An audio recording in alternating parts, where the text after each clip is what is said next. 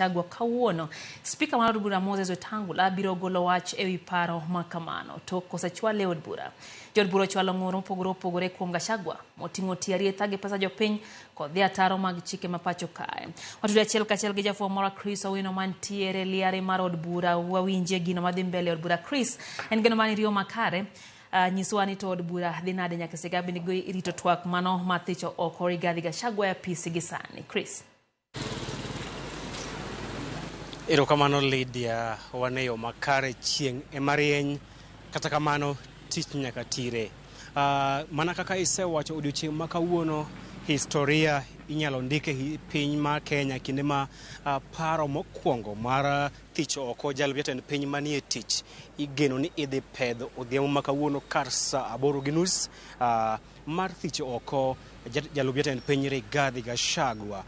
Paro makama osebedo e liare mar od bura kata mbaka wi paro mar thicho oko Rigathi Gachagua osebedo e liare mar od bura kuom thuolo mar karibu jumbe adek ka jo od bura osebedo ka goyo mbaka kendo gikudore mar kawo paro kaachiel kod golo chung' margi e juma mokalo. Chieng' tich ang'wen jo od bura ne ochako ayanga nyasi kata chenro mar choko sei kama odiochieng' manyoro kar saa 3 otieno sei maromo 304 ne osechok. Mago sei mag jo od bura maromo 304 kuom jo od bura duto 349 ne osechok odhiambo manyoro, manyiso ni ma en kwan mamalo mohewo atamalo 2 ewi 3 mar jo od bura.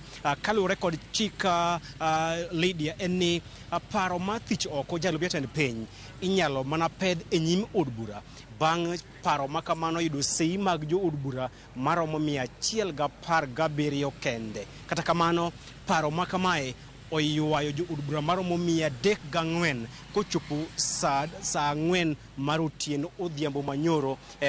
Kendo gimwayudo en ni jo od bura ne oketo sei kagiwacho ni kinde osechopo mar tero Gachagua pacho ewi weche mag ketho chik, dhi ataro kod chik mapacho kae kaachiel kod tiyo marach kod apisi mare. Odiochieng' ma kawuono arita orid moloyo e alwora mar od bura ka wang' apaya mochomore kod od bura olor, wang' apaya mawuok Harambe Avenue kochomo Uhuru Highway olor, wang' apaya ma Parliament Road machopo nyaka japicha mara Mauritius Oduor komanda nyalo mana nyisi magi gin obila kendo ka giketo kalatas marakwar kaachiel kod kalatas marachar manyiso ni onge japiny ma oyiene tiyo kod wang' apaya mar Parliament Road kaachiel kod wang' apaya ma Uhuru, wang' apaya ma Harambe Avenue kochomo Uhuru Highway. Apisas mag obila ne ochopo kae kar saa 1 gokinyi. Kata kamano ka ne ochopo kar saa 6:30 ne waneno kwan mag obila ka omed kuoro kendo obila morwako uniform kaachiel kod obila machung' makedo kod marakore kod weche mag ng'anyo kata anti-riot police bende ne waseneno ka ogoyo tach e alwora mar od bura kowuok wang' apaya mawuok City Hall Way, wang' apaya mabiro Parliament Road, wang' apaya madhi Harambe Avenue mochomo apis Jalup jatend piny Rigathi Gachagua kod achiel kod apis jatend piny William Ruto. Arita already obila manie uniform kaachiel kod obila ma okorwako uniform.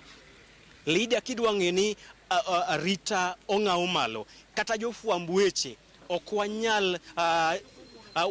wanyal chopo ei kalatas marakwar kata red tape motwe alwora mar od bura kama kinde ka kinde wan ka jofwamb weche oyiro mar chope kendo chiwo ne jopiny twak kata miyogi weche manyien. Kawuono onge jafwambo moro amora ma oyiene mar chopo e alwora machiegni kod od bura. Mopogore kod jofwambo Lydia, jo od bura kata mana jorit maggi mano personal security mag jo od bura, jorit mag jo od bura ok oyiene donjo e od bura. Jomoyiene donjo gin ji 2 kende, ja od bura kaachiel kod dereba mare. Manyisi mana kaka wach kamae en wach ma oket malo kendo arito oket malo ka warito kochopo saa 8 paro mar thicho oko Rigathi Gachagua idhi pedho kendo maling' mwasechoko en ni gik moko te osetiek en mana pedho paro makamano saa 8:30 spika dhi chiwo wachno ne jood bura bang'e to odiochieng' makiny kata odiochieng' mabiro tich ang'wen jood bura biro yudo thuolo mar goyo mbaka kaachiel kod goyo ombulu. Bang' goyo ombulu ka gipuodho chenro makamano ibiro tero wach makamano e od bura mar Senate kama Senate biro bedo kod ndalo 7 mar nono wachni kendo goyo ombulu e wiye. Par ni od bura mamalo gin gionge kod teko ahinya e wachni.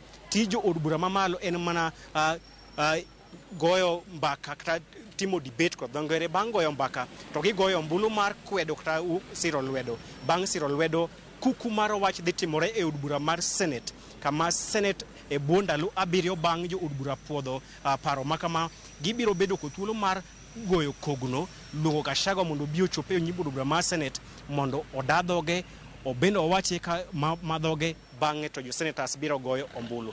Koro chuny mar wach dhi bedo od bura mar Senate mar jo od bura en mana goyo ombulu mar puodho kata wito oko paro makamano. Lydia. Erokamano nyakri Sowina achiel kachiel ka entie liare mar od bura kendo erokamano kuom nyisowa kaka chal en geno mara Chris Owino ne dhi miyowa matut mbele kanyo kochopo kina bende weche go ang' chakra yanga e od bura no mamalo. Nyakoro joma mano kanya reporter marwa Chris Owino ka entiere